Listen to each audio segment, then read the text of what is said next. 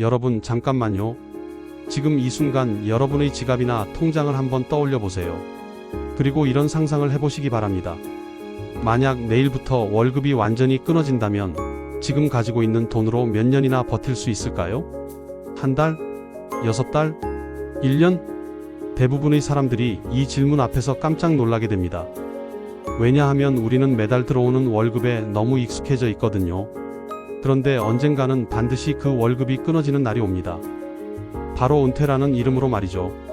오늘 여러분과 나누고 싶은 이야기는 바로 이것입니다. 우리가 생각하는 은퇴와 실제 은퇴 사이에는 엄청난 간격이 있다는 사실 말이에요. 그리고 그 간격을 메우지 못하면 노후에 정말 큰 어려움을 겪게 될 수도 있다는 무서운 현실입니다. 얼마 전 한 카페에서 우연히 들은 대화가 아직도 제 머릿속에서 맴돕니다. 50대 중반으로 보이는 두 남성이 커피를 마시며 이런 이야기를 나누고 있었어요.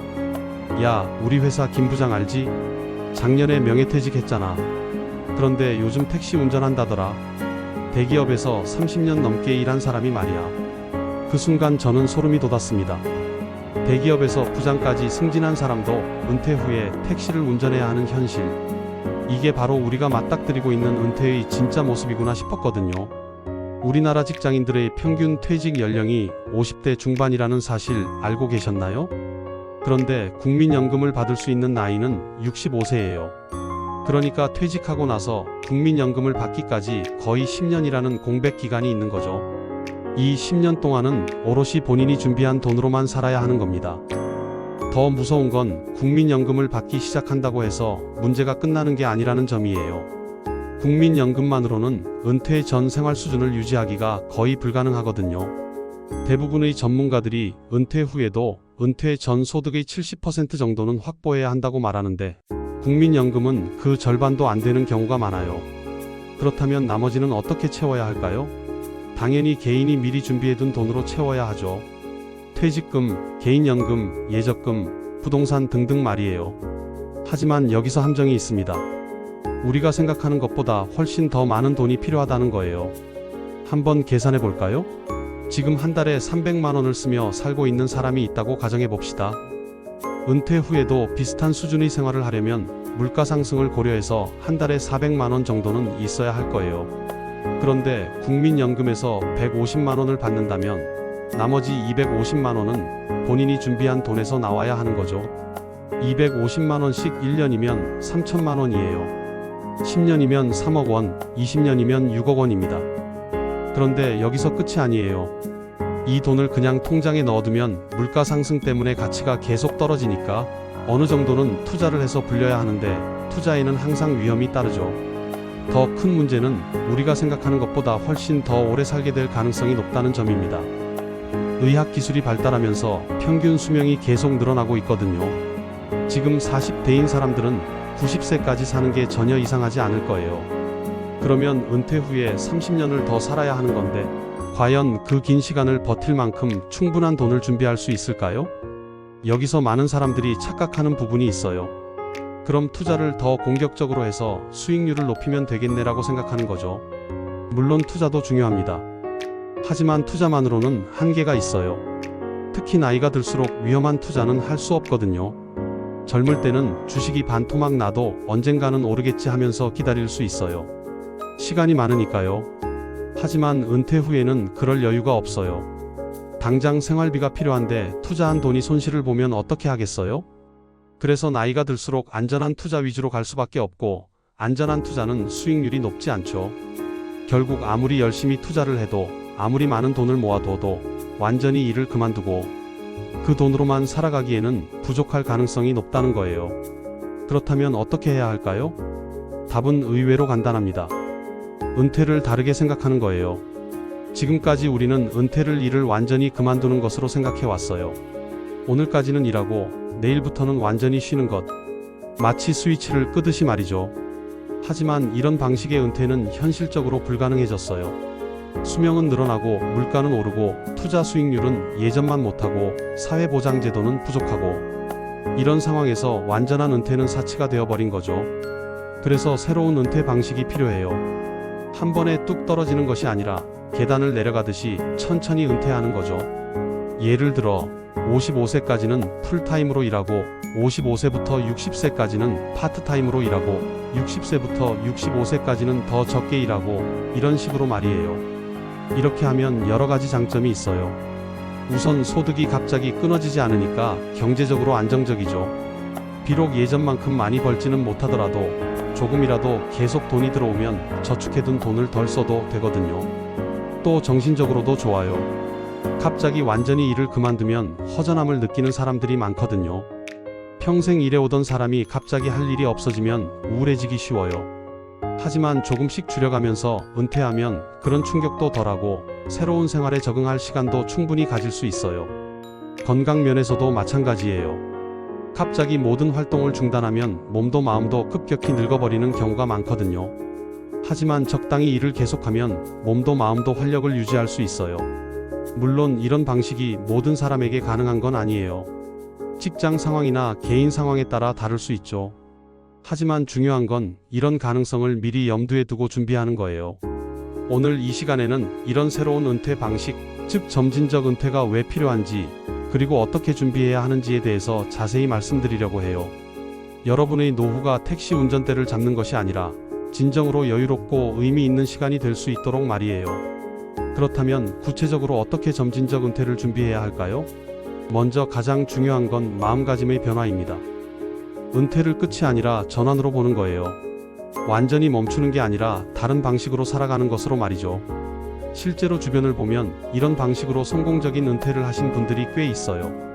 한 분은 대기업에서 30년간 근무하다가 55세에 명예퇴직을 하셨는데 바로 완전히 쉬지 않고 작은 컨설팅 회사를 차리셨어요.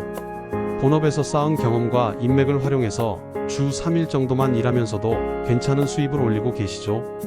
또 다른 분은 공무원으로 일하다가 58세에 퇴직하신 후 평소 관심 있던 요리를 배워서 작은 식당을 차리셨어요. 처음에는 걱정이 많으셨지만 지금은 이게 진짜 내 일인 것 같다며 만족해하고 계세요. 수입은 공무원 때보다 적지만 국민연금과 퇴직금이 있으니까 충분히 생활할 수 있다고 하시더라고요. 이런 사례들을 보면 공통점이 있어요. 모두 은퇴 전부터 미리 준비를 했다는 점이에요. 갑자기 퇴직하고 나서 이제 뭘 할까? 고민한 게 아니라 몇 년 전부터 차근차근 계획을 세우고 준비했던 거죠. 그럼 구체적으로 어떤 준비를 해야 할까요? 첫 번째는 기술과 지식을 쌓는 것입니다. 지금 하고 있는 일 외에 다른 분야의 전문성을 기르는 거예요. 예를 들어 회계사라면 세무 쪽 공부를 더해서 나중에 개인 세무 상담을 할 수 있도록 준비하는 거죠. 엔지니어라면 관련 분야의 강의나 컨설팅을 할 수 있도록 교육 스킬을 기르는 것도 좋고요. 요즘은 온라인으로 다양한 교육을 받을 수 있으니까 시간과 장소에 구애받지 않고 새로운 것을 배울 수 있어요. 중요한 건 지금부터 시작하는 거예요. 은퇴하고 나서 급하게 배우려고 하면 늦어요. 두 번째는 인맥을 넓히는 것입니다. 같은 업계 사람들뿐만 아니라 다양한 분야의 사람들과 관계를 맺어두는 거예요. 나중에 새로운 일을 시작할 때 이런 인맥이 큰 도움이 되거든요. 동호회나 봉사활동, 각종 모임에 참여하는 것도 좋은 방법이에요. 세 번째는 건강관리입니다. 점진적 은퇴의 핵심은 오래 일할 수 있는 몸과 마음을 유지하는 거예요. 아무리 좋은 계획을 세워도 건강이 받쳐주지 않으면 소용없거든요.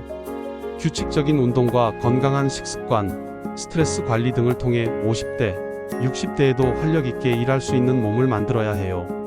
네 번째는 재정 관리입니다. 점진적 은퇴를 하면 소득이 줄어들 가능성이 높으니까 그에 맞춰서 생활비를 조절할 수 있어야 해요. 지금부터 가계부를 써서 어디에 돈을 얼마나 쓰는지 파악하고 불필요한 지출을 줄이는 연습을 해두는 거죠. 또한 다양한 수입원을 만들어 두는 것도 중요해요. 주 직장에서 나오는 월급만 의존하지 말고 부업이나 투자, 수익 등 여러 곳에서 돈이 들어올 수 있도록 준비하는 거예요. 그러면 나중에 주 직장을 그만두거나 줄여도 경제적 충격을 덜 받을 수 있어요. 다섯 번째는 가족과의 소통입니다. 점진적 은퇴는 혼자만의 결정이 아니에요. 가족들과 충분히 상의해서 이해와 지지를 받아야 해요. 특히 배우자와는 은퇴 후의 생활에 대해 구체적으로 이야기해봐야 해요. 서로 다른 기대를 가지고 있으면 나중에 갈등이 생길 수 있거든요. 그런데 여기서 중요한 질문이 하나 있어요. 과연 우리나라에서 점진적 은퇴가 가능할까? 하는 의문이죠. 솔직히 말하면 아직은 쉽지 않은 게 현실이에요. 대부분의 회사가 정년까지 풀타임으로 일하거나 아니면 완전히 그만두거나 둘 중 하나를 선택하도록 하고 있거든요. 하지만 변화의 조짐은 보이고 있어요. 일부 대기업에서는 시니어 직원들을 위한 유연근무제를 도입하고 있고, 정부에서도 고령자 고용 확대를 위한 정책을 추진하고 있어요. 무엇보다 고령화 사회가 되면서 기업들도 경험 많은 시니어 인력의 필요성을 느끼기 시작했어요. 그렇다면 개인적으로는 어떻게 대비해야 할까요? 가장 현실적인 방법은 프리랜서나 개인 사업자로 전환할 수 있는 능력을 기르는 거예요. 회사에 소속되어 있을 때는 회사의 시스템에 의존하지만 개인으로 일하게 되면 모든 걸 스스로 해결해야 하거든요. 예를 들어 마케팅 담당자라면 개인 컨설턴트로 독립할 수 있도록 준비하는 거죠. 단순히 마케팅 업무만 아는 게 아니라 고객 관리, 계약서 작성, 세무 처리 등 사업 운영에 필요한 전반적인 지식을 쌓아두는 거예요. 또 다른 방법은 창업을 준비하는 거예요. 거창한 창업이 아니라 작은 규모로 시작할 수 있는 사업 말이에요. 온라인 쇼핑몰, 카페, 학원, 펜션 등 본인의 관심사와 능력에 맞는 분야를 찾아서 미리 공부해두는 거죠. 창업이라고 하면 많은 사람들이 겁을 내는데 요즘은 예전보다 훨씬 쉬워졌어요. 온라인 플랫폼을 활용하면 적은 자본으로도 시작할 수 있고, 정부에서도 시니어 창업을 지원하는 다양한 프로그램을 운영하고 있어요. 중요한 건 완벽하게 준비하려고 하지 말고 작게라도 시작해보는 거예요. 주말이나 퇴근 후 시간을 활용해서 부업으로 시작해보는 거죠. 그러면서 경험을 쌓고 문제점을 파악하고 개선해 나가는 거예요. 또한 점진적 은퇴를 위해서는 라이프 스타일의 변화도 필요해요. 지금까지는 많이 벌어서 많이 쓰는 생활을 해왔다면 앞으로는 적게 벌어도 만족할 수 있는 생활 방식을 찾아야 해요. 이건 단순히 돈을 아끼는 것만이 아니에요. 진짜 중요한 게 무엇인지, 어떤 것에서 행복을 느끼는지 다시 생각해 보는 거예요. 비싼 차나 명품보다는 가족과의 시간, 건강, 취미 활동 등에서 만족을 찾는 거죠. 실제로 점진적 은퇴를 성공적으로 한 분들을 보면 대부분 이런 가치관의 변화를 경험하셨어요. 예전에는 돈을 많이 벌어야 한다는 강박이 있었는데 지금은 적게 벌어도 내가 하고 싶은 일을 하면서 사는 게 더 행복하다는 말씀을 많이 하시거든요. 지금까지 점진적 은퇴에 대해 이야기해봤는데 혹시 이런 이야기는 좋지만 나한테는 너무 먼 얘기 같다고 생각하시는 분들이 계실 것 같아요. 특히 아직 30대, 40대이신 분들은 더욱 그럴 거예요. 하지만 바로 이런 생각이 가장 위험한 함정이에요. 시간은 정말 빨리 흘러갑니다. 어제 신입사원이었던 것 같은데 벌써 과장이 되고 부장이 되고 어느새 퇴직을 앞두게 되는 거죠. 그때 가서 미리 준비할 걸 하고 후회해봤자 소용없어요. 은퇴 준비는 마라톤과 같아서 하루아침에 할 수 있는 게 아니거든요. 특히 점진적 은퇴는 더욱 그래요. 새로운 기술을 배우는 것도, 인맥을 쌓는 것도, 건강을 관리하는 것도 모두 시간이 필요한 일들이에요. 50대가 되어서 갑자기 시작하면 늦을 수 있어요. 그렇다면 언제부터 시작해야 할까요? 답은 지금 당장입니다. 나이가 몇 살이든 직급이 어떻든 지금 이 순간부터 시작하는 거예요. 처음에는 작은 것부터 시작하면 돼요. 예를 들어 이번 주말에 온라인 강의 하나를 들어보는 거예요. 본인의 전문 분야와 관련된 것이어도 좋고 완전히 새로운 분야여도 좋아요. 중요한 건 뭔가 새로운 것을 배우기 시작하는 거예요. 또는 평소에 관심 있던 동호회나 모임에 참여해보는 것도 좋아요. 등산, 사진, 요리, 독서 등 어떤 분야든 상관없어요. 새로운 사람들을 만나고 새로운 경험을 하면서 자연스럽게 인맥도 넓어지고 취미도 생기는 거죠. 건강관리도 마찬가지예요. 갑자기 헬스장에 등록하고 매일 운동하려고 하지 말고 일주일에 2-3번 산책하는 것부터 시작해보세요. 엘리베이터 대신 계단을 이용하고 가까운 거리는 걸어다니고 이런 작은 변화부터 시작하는 거예요. 가계부 쓰는 것도 좋은 시작이에요. 한 달 동안만이라도 어디에 돈을 얼마나 쓰는지 정확히 기록해보세요. 그러면 생각보다 불필요한 지출이 많다는 걸 깨닫게 될 거예요. 그리고 그런 지출들을 하나씩 줄여나가는 거죠. 가족과의 대화도 중요해요. 특히 배우자와는 미래에 대한 이야기를 자주 나눠보세요. 우리가 나이 들면 어떻게 살고 싶은지, 어떤 일을 하고 싶은지, 어디서 살고 싶은지 등등 구체적인 이야기를 해보는 거예요. 이런 작은 시작들이 모여서 나중에 큰 변화를 만들어내는 거예요. 마치 복리 효과처럼 말이죠. 처음에는 별것 아닌 것 같지만 시간이 지나면서 점점 큰 차이를 만들어내는 거예요. 그런데 여기서 한 가지 더 말씀드리고 싶은 건 점진적 은퇴가 단순히 경제적인 문제만은 아니라는 점이에요. 물론 돈도 중요하지만 더 중요한 건 삶의 의미와 목적을 찾는 거예요. 많은 사람들이 은퇴하고 나서 우울해지는 이유가 바로 이거예요. 갑자기 할 일이 없어지고 사회적 역할이 사라지고 존재감을 느끼지 못하게 되는 거죠. 하지만 점진적 은퇴를 하면 이런 문제를 어느 정도 해결할 수 있어요.